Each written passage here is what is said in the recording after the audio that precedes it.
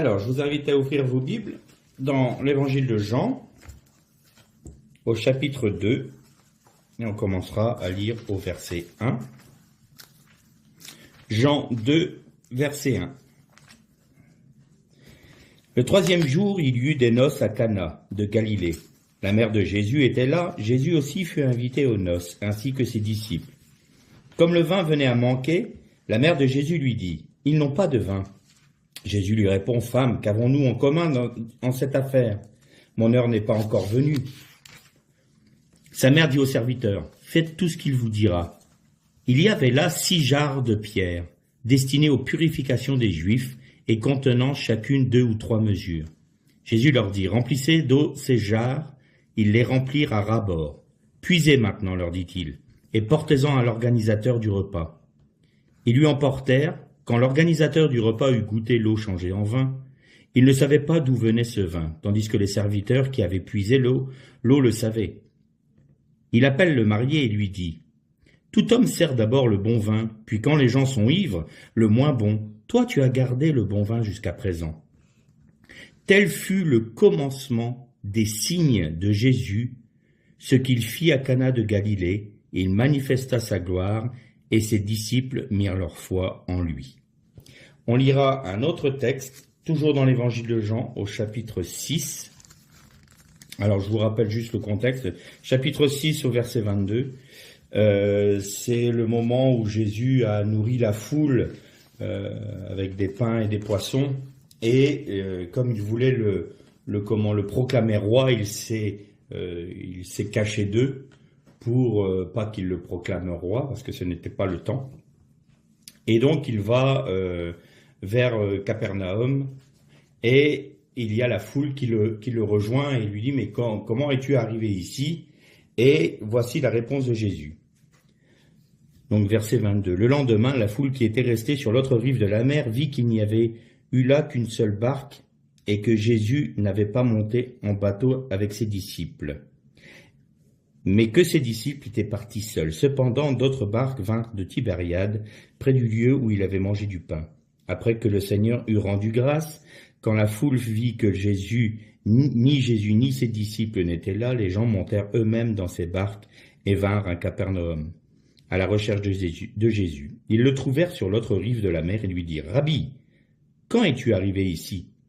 Jésus leur répondit, « Amen, amen, je vous le dis, vous me cherchez non parce que vous avez vu des signes, mais parce que vous avez mangé des pains et que vous avez été rassasiés. » Une autre traduction nous dit, vous n'avez pas compris les signes que je vous ai montrés.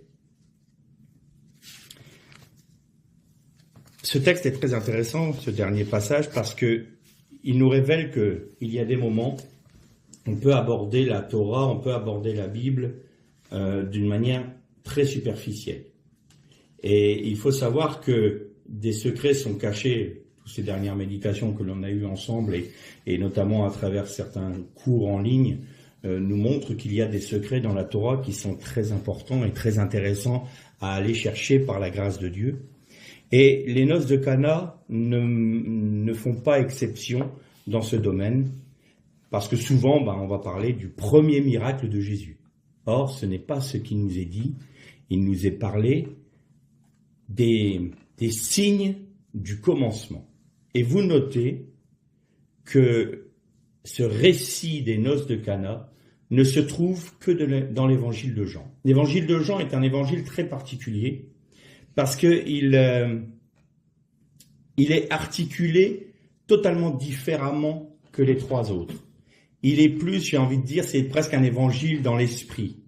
Bien que tous les évangiles sont dans l'esprit, mais lui va plus nous faire rentrer dans la pensée du royaume et dans la relation qu'il y a entre ce que l'on appelle l'ancienne alliance, du moins l'alliance du Sinaï, ou l'alliance avec Noach, et cette alliance accomplie en Jésus-Christ. Pourquoi ? Parce que l'évangile de Jean commence exactement comme avec le premier mot de la Torah, Bereshit. Le premier mot de la Torah dans Genèse, premier chapitre, premier verset, premier mot du verset, Bereshit. Vous prenez l'évangile de Jean, premier verset, premier chapitre, premier mot du verset, Bereshit. Vous avez il commence exactement comme la Torah. Et donc, il nous introduit dans la pensée thoraïque de l'Évangile, de la Nouvelle Alliance. Et il faut toujours se rappeler que cette introduction de Jean, qui est très particulière, au commencement était la parole était Dieu, la parole était avec Dieu. C'était pas la Torah, mais le verbe davar qui était avec Dieu. Et donc, Christ nous montre que Christ est la parole et le verbe de Dieu incarné. Or, le verbe de Dieu se fait sur la Torah, bien entendu. Et si on perd de vue cette dimension-là, on perd la substance de certains récits de l'Évangile, ou des évangiles, mais en particulier de cet évangile-là de Jean. Alors évidemment, je n'ai pas la prétention de donner toutes les révélations qui se cachent dans les noces de Cana, c'est une évidence, je n'ai pas cette capacité-là. Je vais simplement partager ce que j'ai reçu du Seigneur en méditant sur ce point-là, mais en rappelant tout de même que si le Christ est la plénitude de la vérité est comme un diamant à plusieurs facettes. Nous, dans notre mentalité gréco-romaine, dans notre mentalité cartésienne, on part du principe qu'il y a une vérité et tout ce qui va dévier légèrement de cette vérité-là est forcément fausse. Plutôt que dans l'esprit oriental qui est « tu apportes une facette de la vérité, moi je peux apporter une autre facette de la vérité » et si nous mettons en commun nos révélations, disons-le comme ça, eh bien on aura une meilleure vision de l'ensemble de la vérité. Nous fonctionnons différemment en Occident. Si un frère ne prêche pas exactement comme l'autre sur ce point précis, alors il y en a un des deux qui est dans le faux. Plutôt que de se voir comme une vision complémentaire, non, on va être dans le dualisme. Et ça, c'est une erreur, parce qu'il y a bien de nombreux combats, de nombreuses guerres et discordes et disputes se font, parce que plutôt que de accepter que l'autre frère qui a une part de l'Esprit du Christ soit complémentaire de l'autre frère qui a une autre part de l'Esprit du Christ, que ces deux visions-là sont complémentaires plutôt que d'être antagonistes, eh bien, on crée des divisions, des discordes, et on se comprend pas. Donc, pourquoi je dis ça? Parce que moi, je vais apporter un élément que je crois être de Dieu, autrement je ne l'apporterai pas, bien entendu, mais ça peut être mis en complément avec d'autres enseignements sur ce même thème qui vont peut-être apporter des aspects un peu différents, ou du moins reprendre des aspects et à montrer une autre facette, et c'est l'ensemble de ces enseignements-là qui nous donne une meilleure vision de la vérité. Alors ça commence par le 3e jour. Déjà là, ça nous donne un élément. 3e jour, on sait que Jésus est ressuscité le 3e jour. Donc ça nous amène dans une dimension prophétique. Alors évidemment, d'autres traductions, parce que je vois notre sœur qui cherche, au bout de 3 jours, Jésus était à Cana. Non, c'est le 3e jour, le jour 3. Littéralement dans le texte et grec et hébreu, parce qu'on peut avoir la Brit Hadasha en hébreu. Et donc le 3e jour, ils étaient à Cana. Cana a 2 significations. La première, c'est l'endroit des roseaux.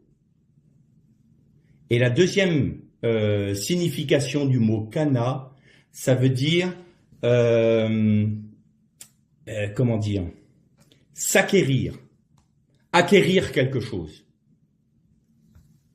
Alors déjà, vous allez voir que je vais mettre des éléments comme ça, et puis on va comprendre pourquoi toutes ces choses-là sont intéressantes et importantes à lire. De plus, c'était Cana en Galilée. Galilée a pour racine Gal, Gil, Gal. On revient toujours à la même notion. Et donc, Cana se trouvait sur la rive, dans le pays, dans l'Occident de la mer de Galilée. Et ça, c'est important. Parce que Jésus était à ces noces-là, non pas dans le royaume de Juda, mais dans le royaume d'Israël. Au-dessus de la Samarie, vous aviez la Galilée. Et donc, il y a une dimension qui va dépasser Israël seul. On va rentrer dans une dimension mondiale, j'ai envie de dire, pour l'ensemble des nations. Parce que la mer de Galilée séparait la partie juive, j'ai envie de dire, qui était en Occident, et la rive orientale, était, elle, peuplée par des Grecs. Et donc, c'est pour ça qu'à un moment, vous avez Jésus qui traverse la mer de Galilée et qui va vers les Nabatéens qui paissaient des pourceaux, un troupeau de pourceaux, là où il y a cette fameuse scène où l'homme qui vivait dans les tombeaux, qui était possédé par 12 par des légions 12 démons, et il s'appelait Légion. Eh bien, il est bien évident que ce n'était pas chez les Juifs qu'ils étaient là, parce que les Juifs ne mangent pas de porc. Donc vous voyez que la mer de Tibériade, la mer de Galilée, ou le lac de Tibériade, était le point de rencontre entre les Grecs et les Juifs. Donc Cana se trouvait dans la partie juive, bien entendu, parce que Jésus n'est pas sorti, son ministère était pour Israël, mais avait une dimension plus grande et plus large.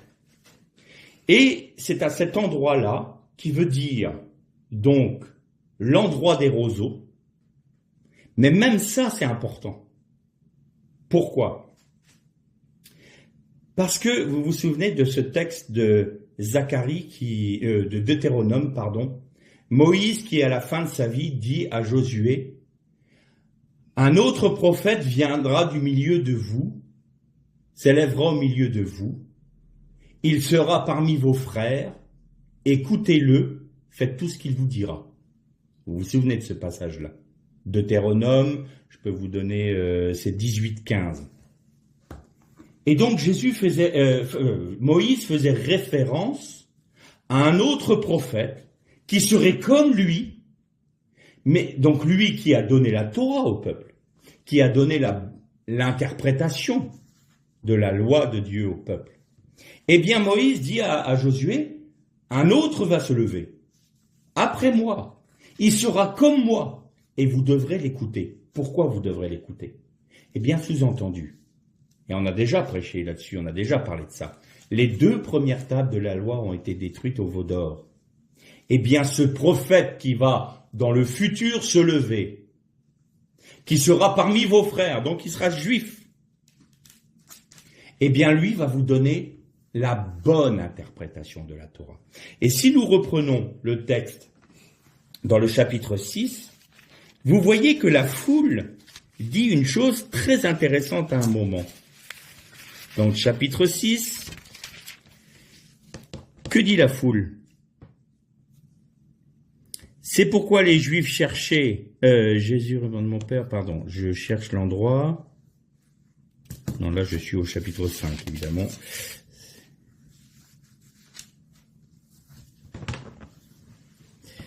Alors, je cherche l'endroit.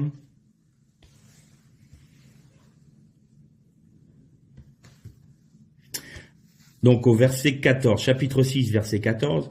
À la vue du signe qu'il avait produit, les gens disaient, c'est vraiment lui le prophète qui vient dans le monde. Et donc là, le peuple a reconnu en Jésus le prophète qu'avait annoncé Moïse à Josué. Et un autre passage nous parle, vous savez, de Nathanaël, qui rencontre, enfin du moins Philippe, le disciple qui rencontre Nathanaël, et il lui dit, qu'est-ce qu'il lui dit?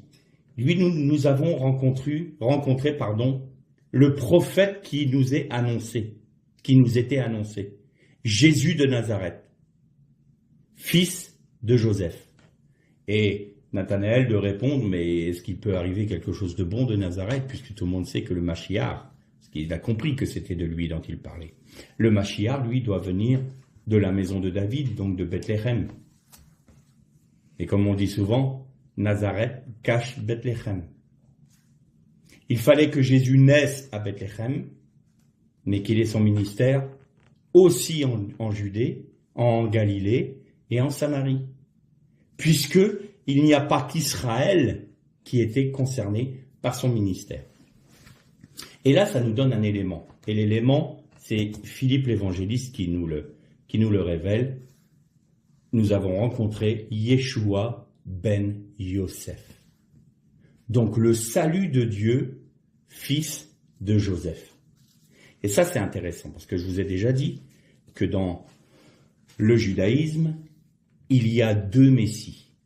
Le Messie fils de Joseph et le Messie fils de David. Le Messie fils de Joseph, c'est celui qui va délivrer son peuple, libérer son peuple de la Géoula, c'est-à-dire pas de la Géoula, mais de la Galoute, c'est-à-dire de la j'ai oublié le nom en français. Ils sont dans la diaspora, ils sont dispersés dans les nations, donc on dit qu'ils sont... Les Juifs sont, dans la diaspora, quoi. J'ai oublié le nom en français, je l'ai en hébreu, mais je l'ai plus en français. Bref, les Juifs dispersés dans les nations. Et non seulement il doit les ramener, mais c'est lui qui va révéler le royaume des cieux. Donc le Haol Malchut Hashamaim, c'est le Messie ben Yosef, fils de Joseph. Et pourquoi pas le Messie fils de David? Parce que le Messie fils de David, c'est lui qui prend le règne sur un peuple déjà rétabli sur sa terre et qui est rassemblé des nations. Exil, c'était le mot que je cherchais tout à l'heure. Ils sont en exil, donc le retour d'exil. Et donc c'est ça le Messie ben Yosef. Il doit rassembler tout le peuple en révélant le royaume des cieux et en préparant le chemin au Messie, fils de David. Alors, certains juifs de l'époque de Jésus ont très bien compris que Jésus était les deux, qu'il est venu comme fils de Joseph, et puis qu'il allait revenir comme fils de David, mais ça ils l'ont compris après la résurrection. Avant, ils se sont imaginés qu'il était le fils de David, tout de suite. Mais Philippe, non. Il dit, on a rencontré le fils de Joseph. Pas Joseph le charpentier, le Messie Mashiach ben Yosef. Et c'est ce dont nous parle ce texte des noces de Cana. Vous remarquez que dans le texte des noces de Cana, il y a la mère de Jésus. Il ne nous est pas parlé de Myriam, il nous est parlé de la mère de Jésus. Donc il nous est parlé de la matrice du Messie qui est venu des eaux fermées, donc des eaux d'en haut, s'incarner dans les eaux d'en bas. Myriam, vous savez que Myriam se décompose en deux mots, mar, qui veut dire amer, et yam, qui veut dire mer ou eau. Donc c'est les eaux amères. Et donc, le Messie est venu des eaux d'en haut, de la résidence de Dieu, pour venir s'incarner dans les eaux amères, les eaux salées, les eaux amères d'en bas. Et il fallait qu'il vienne d'une matrice fermée, qu'aucun homme n'avait ouvert, pour qu'il révèle sa messialité, c'est-à-dire il vient d'une matrice qui nous est fermée, il faut qu'elle nous soit révélée. Donc il naît dans notre dimension. C'est pour ça que dans les noces de Cana, il nous est parlé de la mère de Jésus et non pas de Myriam. Ensuite, bien sûr, vous avez Yeshua, donc le Messie ben Yosef. Vous avez les disciples, vous avez les serviteurs, vous avez l'ordonnateur des noces, et vous avez l'époux. Et vous notez une chose avec moi, il manque un personnage dans ce récit. On ne voit nulle part l'épouse. L'épouse n'est pas là. L'épouse n'apparaît pas. L'épouse n'est pas mentionnée. Au-delà de ces personnages-là, nous avons quoi? Nous avons 3 éléments. Premier élément, de l'eau. Deuxième élément, des vases de pierre, des jarres de pierre. Et le troisième élément, du vin. Alors il nous faut déterminer un peu qui sont tous ces personnages, quelle est la signification de ces personnages, et quelle est la signification des différents produits qui sont mentionnés dans ce récit. Donc on a parlé de la mère de Jésus qui était la matrice, on a parlé du Messie qui était là en attente. Les disciples, les disciples, c'est ceux qui ont cru en lui. Le disciple de Jésus, c'est ceux qui l'ont reconnu comme étant le maître. C'est ceux qui ont reconnu Jésus comme leur maître, puisque le disciple reçoit son enseignement de son maître. Les serviteurs, dans ce récit, qui sont-ils? Eh bien, c'est les patriarches, c'est des patriarches jusque l'histoire d'Israël, avec les prophètes, avec le roi David, avec toute cette histoire d'Israël. Ça, ce sont les serviteurs. L'ordonnateur des noces, c'est la Torah. Et l'époux, c'est le Mashiach ben David. Et donc, la mère de Jésus, qui est la matrice du Messie, fils de Joseph, qui vient des eaux d'en haut pour se révéler dans les eaux amères d'en bas dans lesquelles nous sommes, nous. Elles sont amères, nous avons l'amertume de ces eaux-là, de notre péché, de notre rébellion. Eh bien, il est venu dans ce monde-là et la mère de Jésus lui dit, ils n'ont plus de vin. Il n'y a plus de vin. Vous savez qu'un mariage à l'époque de Jésus se faisait sur 7 jours. Au minimum 5, mais idéalement c'était 7 jours. Pourquoi? Parce que les époux se mariaient les 6 jours de la création et rentraient dans le Shabbat. Donc c'était sur 7 jours. Et si le vin vient à manquer, c'est qu'on était à la fin du mariage. Aux alentours du 6e jour. Au début du mariage, le premier jour, il y a du vin en volonté. Deuxième jour, il y en a toujours. Troisième jour, il y en a toujours. Quatrième jour, ça commence un peu à se restreindre. Et puis, ça va en diminuant. Et donc là, il manquait du vin. Le vin dans la Torah a 2 significations. La première, c'est le produit que l'on consomme pour se réjouir. Dans les fêtes juives, vous avez toujours du vin. Dans les repas, vous avez toujours une coupe de vin. Pourquoi? Parce que le vin, c'est se réjouir de la production de ce que l'Éternel nous a donné. On se réjouit avec du vin. Vous voyez, dans le Shabbat, on boit du vin. À Pessah, on boit du vin. Et donc, c'est un élément qui nous aide à nous réjouir dans les moments de fête et dans les repas, en bénissant le Seigneur pour les produits qu'il a fait pousser pour nous. Mais il a une deuxième signification. Le vin, c'est aussi le vin de la fureur de Dieu. C'est le vin du jugement. Donc, on va décrypter un peu ensuite le pourquoi du vin dans les jarres. L'eau. Quelle est la signification de l'eau? Alors bien sûr, les eaux d'en haut, les eaux d'en bas, mais les sages d'Israël disent que c'est la Torah qui est l'eau. Pourquoi? Parce qu'elle donne la vie. Vous pouvez vivre sans boire de vin, mais vous ne pouvez pas vivre sans boire de l'eau.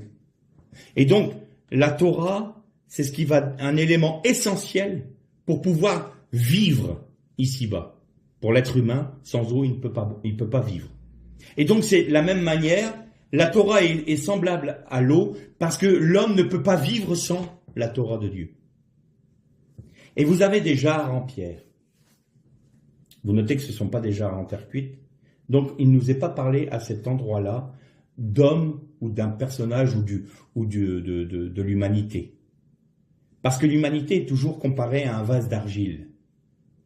Un homme, je suis un vase d'argile. il y a les lampes de Gédéon sont enfermées dans des vases d'argile. Et l'homme est considéré comme un vase d'argile parce qu'il vient de la Adama, il vient de la terre. Et donc là, c'est des vases en pierre. À noter que c'était un riche mariage parce que une jarre en terre cuite, bon, c'était ce qu'on utilisait le plus souvent, mais une jarre en pierre était tellement compliquée, est tellement longue à tailler pour en faire un vase ou une jarre, que c'était excessivement cher. Et donc vous aviez 6 jarres. Pas 7, pas 8, pas 10, pas 12, 6. Et 6 nous rappelle quoi? Je vous ramène toujours dans le contexte dans lequel se trouvent les noces de Cana, dans l'évangile de Jean, qui commence par Béréchit. Et donc ces vases-là nous parlent des 6 jours de la création. Et qu'est-ce que dit Jésus à sa mère quand elle lui dit « ils n'ont plus de vin ». Sous-entendu, fais quelque chose, révèle-toi. Pourquoi? Parce que nous arrivons je vais paraphraser, au 6e jour des noces. Au 6e jour des noces, on arrive au bout des 6 jours de la création. On arrive au bout des 6 jours, des 6 millénaires que nous vivons aujourd'hui. Vous savez que les sages d'Israël disent qu'il y a Alpaïm des Tou. Alpaïm, c'est 2000. Il y a 2000 ans de Tohu, donc de chaos. Ça correspond de la création jusqu'à Moïse. Pourquoi? Parce que la Torah n'était pas donnée.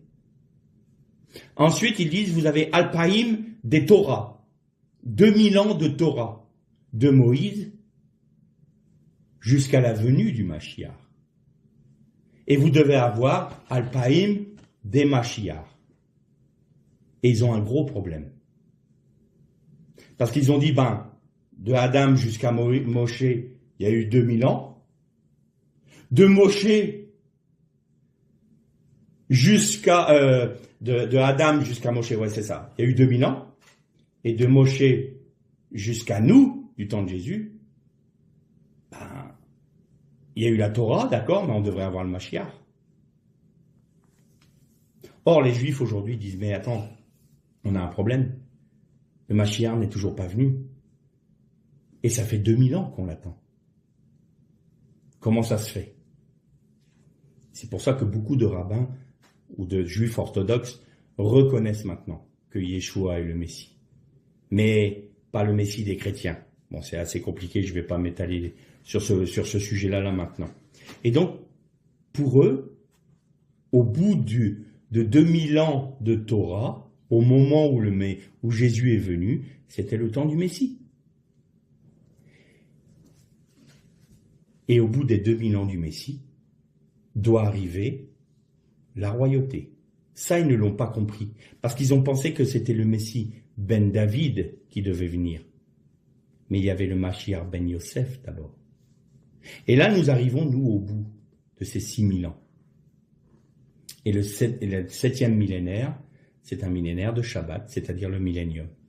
Et le récit des noces de Cana nous parle précisément de ce temps qui est juste précédent le millénium. Et il nous faut le comprendre dans ce sens.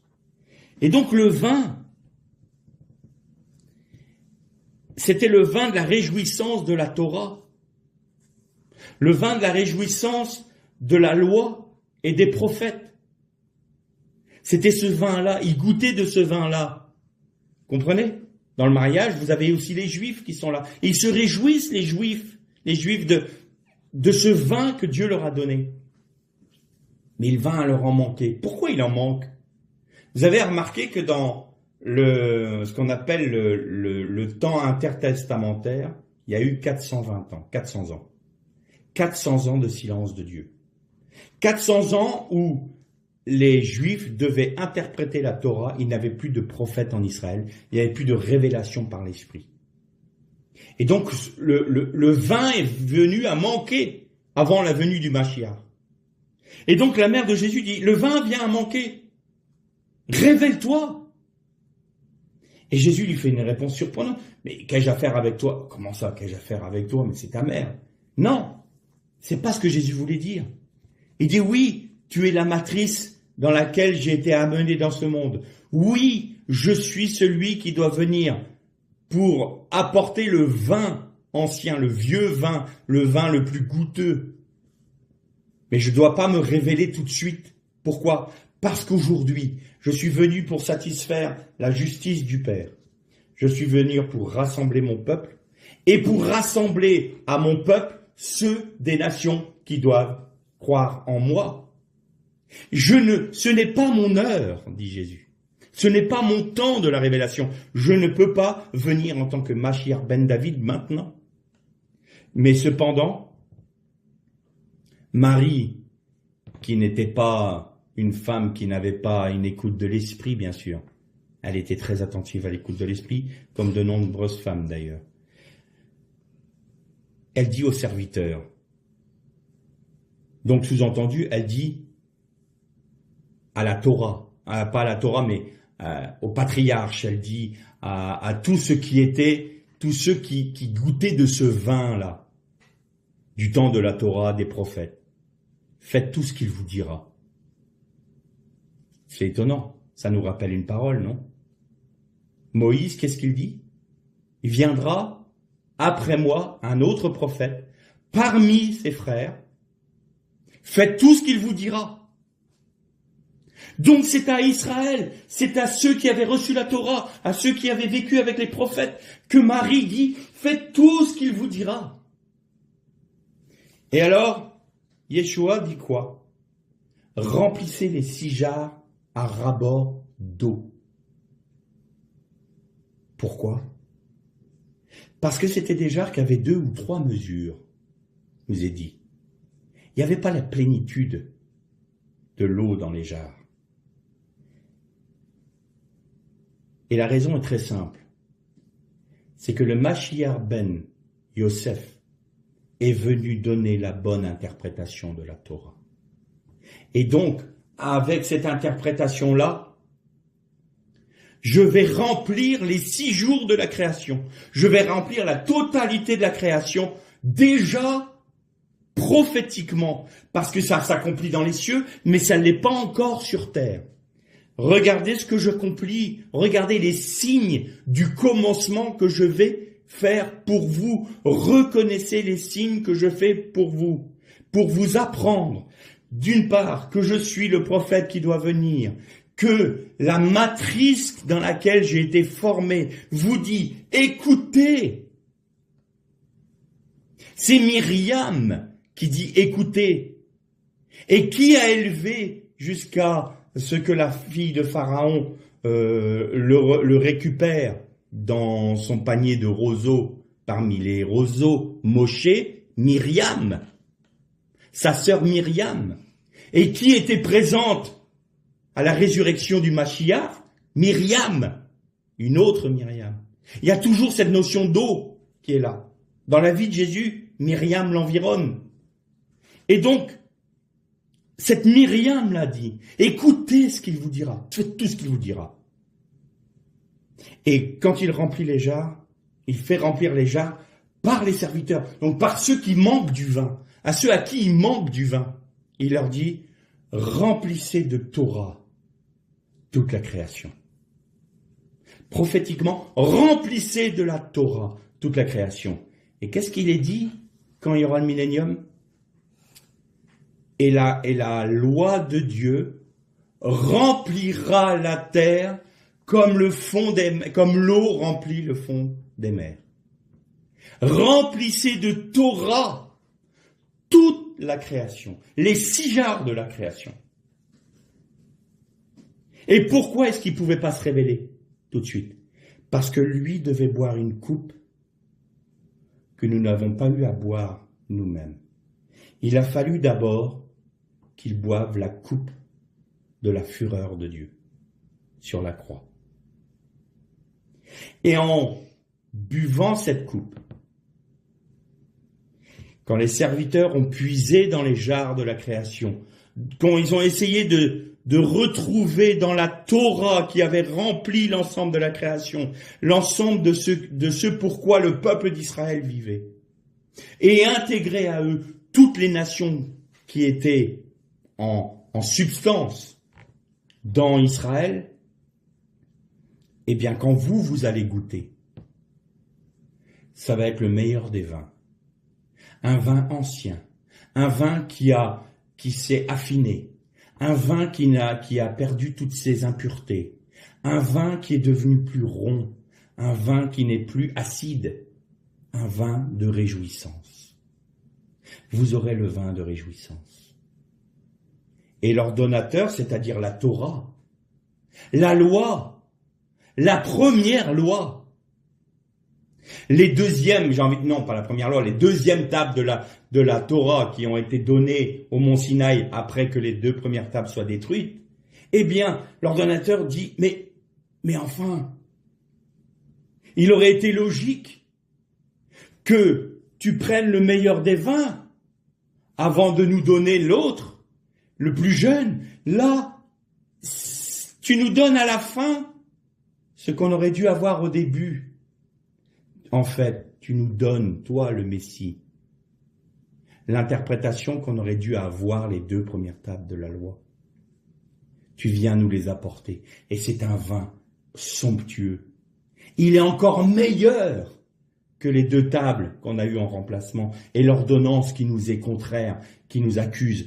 Tu nous donnes une ordonnance, tu nous donnes une Torah qui nous libère de notre péché. Tu nous donnes une Torah qui réjouit nos cœurs. Tu nous donnes une Torah qui va nous rendre capables de satisfaire le cœur du Père.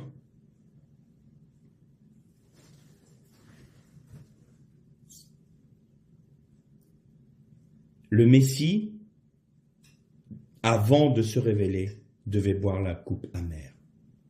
C'est lui qui devait boire le vin acide, le vin amer, c'était à lui de le boire. Ce qu'il a fait à la croix. Et je vous ai dit tout à l'heure qu'il était important que Cana avait une signification particulière. Cana, ça voulait dire l'endroit des roseaux. Moshe, donc la typologie du Messie, était dans ce qu'on appelle un panier d'osier, parmi les roseaux.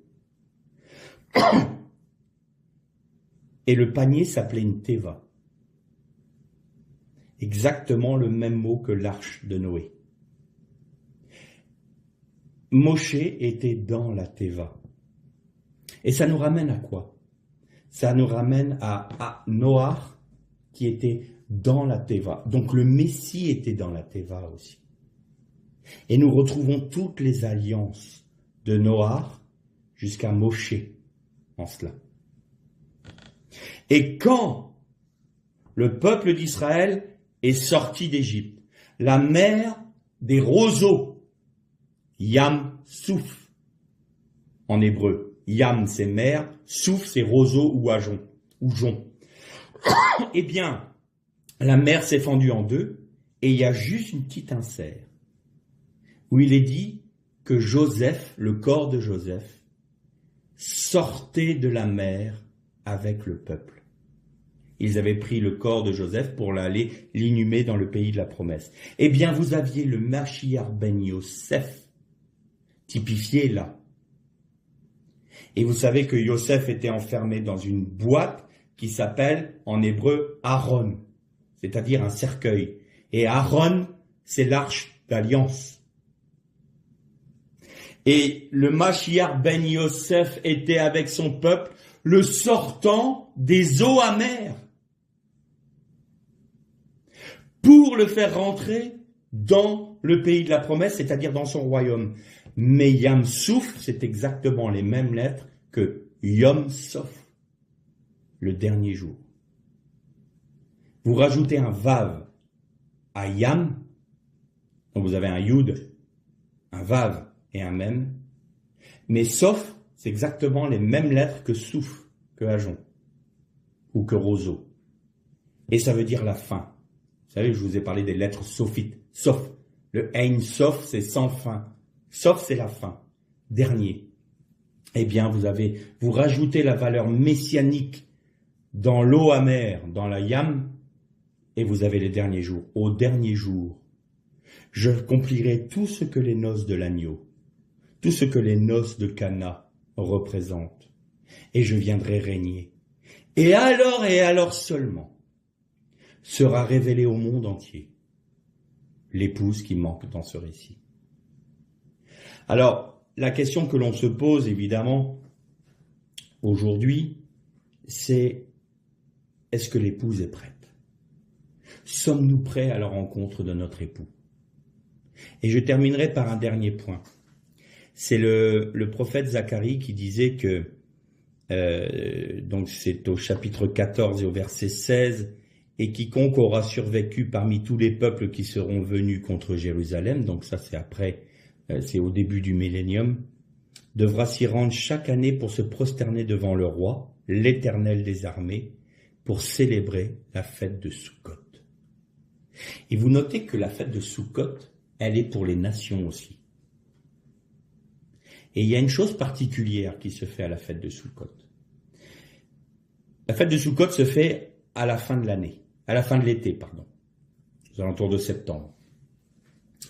Et durant tout l'été, d'à peu près mars jusqu'à septembre, il n'y a pas eu une seule goutte de pluie en Israël. Et toute la végétation est desséchée. Le pays est totalement sec.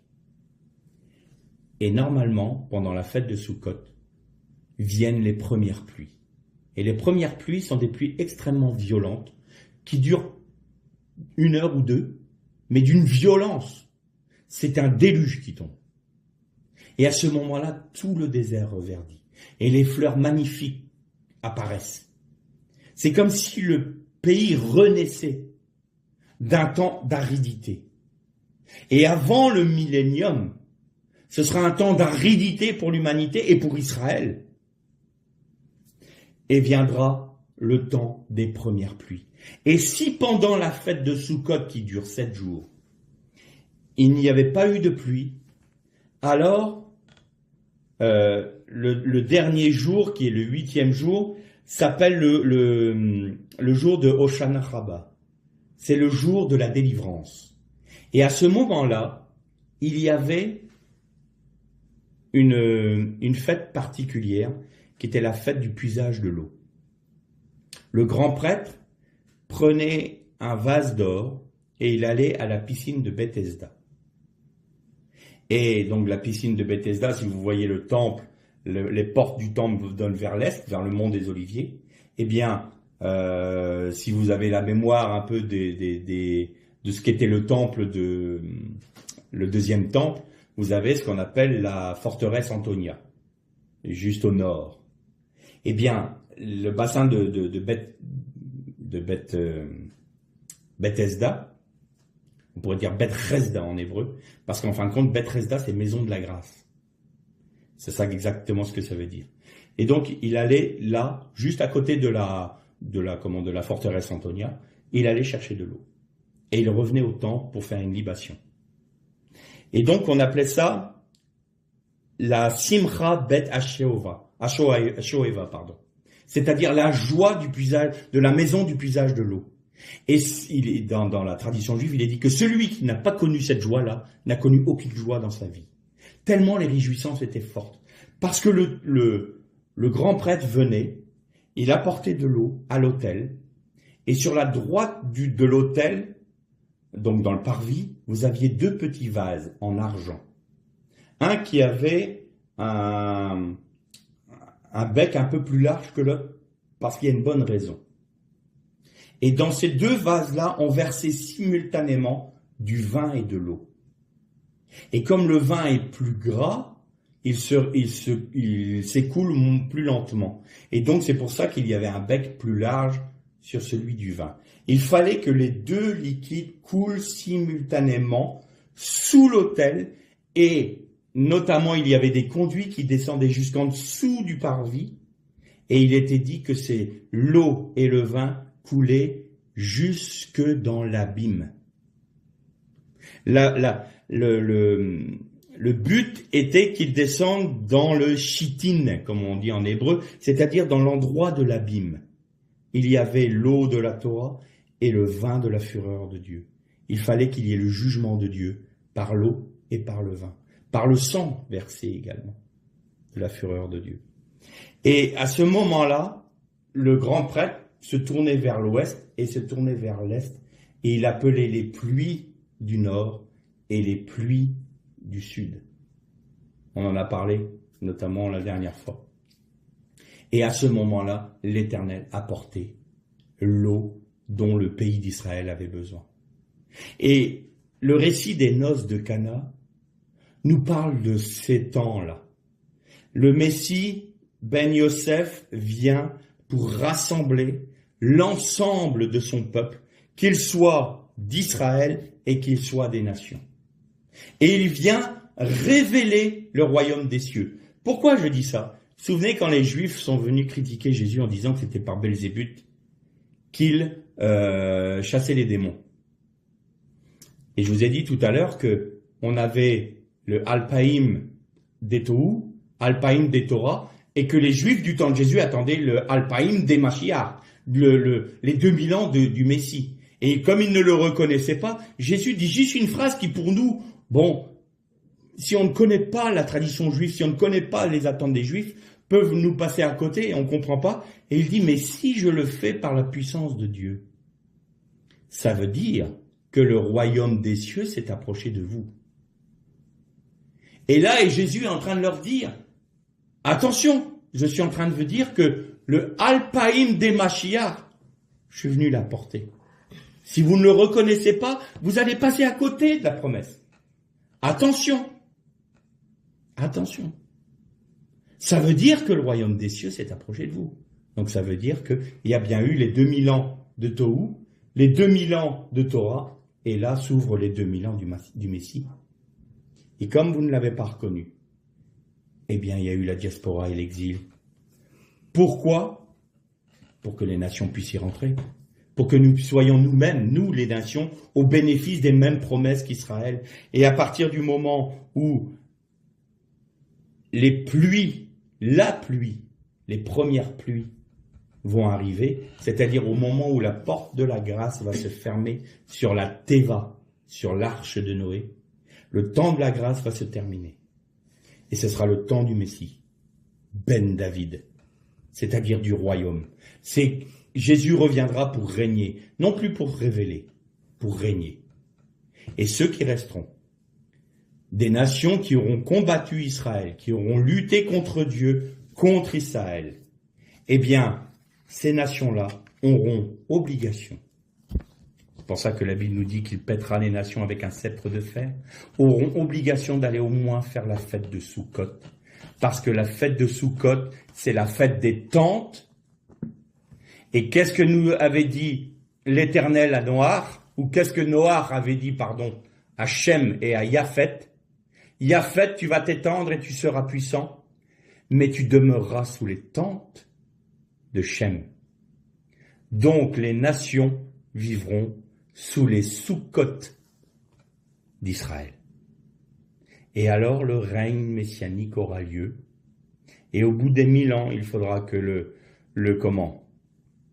diable soit à nouveau libéré pour que les nouveaux cieux et la nouvelle terre apparaissent. En conclusion aujourd'hui, pendant ce temps de Alpaïm des Mashiach, c'est-à-dire des 2000 ans du Messie que nous vivons encore aujourd'hui, il est en train de préparer son épouse. Il est en train de préparer celle qui est destinée à la fin des noces de Cana, à être unie à l'époux. Mais il veut une épouse qui soit de la même essence que son époux. Il veut une épouse qui soit de la même nature que son époux. Il veut une épouse qui se soit parée pour son époux. Il veut une épouse qui soit amoureuse de son époux. Naturel, non ? Alors la question aujourd'hui est pour nous, là maintenant qui arrivons au terme, vraiment, nous sommes au terme des 6000 ans, au terme de la 6e jarre, j'ai envie de dire, sommes-nous amoureux de notre époux ? Sommes-nous attachés à nous préparer, à être dépouillés de nous-mêmes pour pouvoir revêtir la parure de noces? Est-ce que nous sommes prêts à laisser tomber nos vieux vêtements pour revêtir la robe de gloire, la robe de grâce et la robe de noces?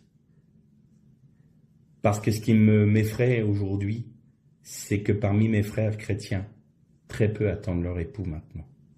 Ils sont tous affairés à faire des œuvres, tous affairés à produire des choses pour Dieu. Mais combien l'attendent vraiment? Combien sont animés par cette passion de dire « Quand vas-tu revenir, ô mon époux ?» Sommes-nous prêts? Avons-nous soif de notre époux? Parce que au moment où il revenait, le grand prêtre, avec la jarre d'or, ce qu'on appelle par la porte de l'eau, c'est pour cette raison qu'on appelle la porte de l'eau qui donnait dans le parvis du temple, on sonnait du chauffard. Pendant cette joie du puisage de l'eau, on sonne du chauffard. Et ça nous rappelle un texte. Au milieu de la nuit, le son du chauffard résonna, voici l'époux. Attention que nous ayons suffisamment d'huile dans notre lampe, que nous soyons suffisamment préparés et parés comme pour les jours des noces pour notre époux. Parce qu'autrement, nous ne rentrerons pas dans le royaume. Je répète encore une fois pour bien me faire comprendre, je ne parle pas du salut, je parle du règne. Ceux qui sont sauvés ne régneront pas tous. Ceux-là seuls qui font la volonté de mon Père et qui suivent ma Torah, dit Jésus. Donc, est-ce que nous sommes attachés à la Torah du Messie? Est-ce que nous sommes attachés à être façonnés par lui, par la puissance de son esprit dans notre vie? Alors, si c'est le cas, ayons toujours à cœur de garder cette communion avec Dieu. Notre position en Christ ne peut pas être attaquée. À partir du moment où on a accepté Christ dans notre vie, où on l'a accepté par son sacrifice, notre position en lui, dans les cieux, ne peut pas être atteinte par l'ennemi. La seule chose que Satan va essayer d'atteindre, c'est notre communion avec Jésus. C'est seulement notre communion qui peut être atteinte. Et quand notre communion est atteinte, nous ne sommes plus utiles. Pourquoi? Parce que nous sommes préoccupés par les accusations du diable et essayer de nous retrouver dans une situation spirituelle antérieure à notre état actuel pour pouvoir faire quelque chose. Et là, ça y est, on est déjà dans la tourmente. Veillons chaque jour, à chaque instant, à notre communion avec Christ. Si nous sommes en communion avec lui, si nous nous laissons façonner par lui, nous régnerons avec lui et nous serons membres de la Nouvelle Jérusalem qui est l'épouse du Christ. Et alors, les noces de Cana trouveront leur réalisation parfaite et complète quand l'épouse viendra s'unir à son époux. Shalom.